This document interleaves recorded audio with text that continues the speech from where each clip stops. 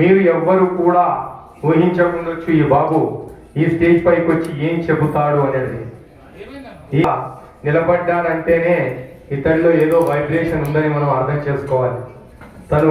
తన నోటి ద్వారానే చెప్తాడు, నేను చెప్పి తనని ఇబ్బంది పెట్టను, తనే చెప్తాడు, అందరూ విందురు కానీ.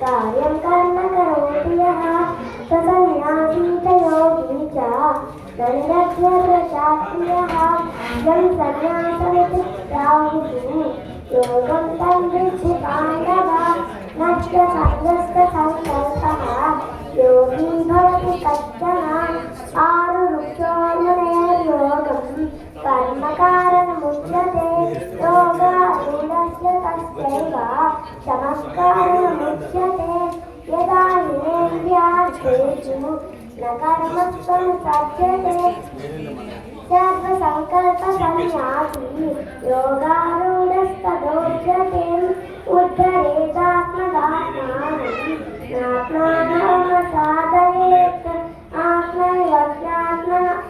ఆత్మైవర్యాత్మనో బంధుః శిరస్యతే. చాలా ధన్యవాదాలు నాన్న. భగవద్గీత శ్లోకాలు ఈ వేదిక ద్వారా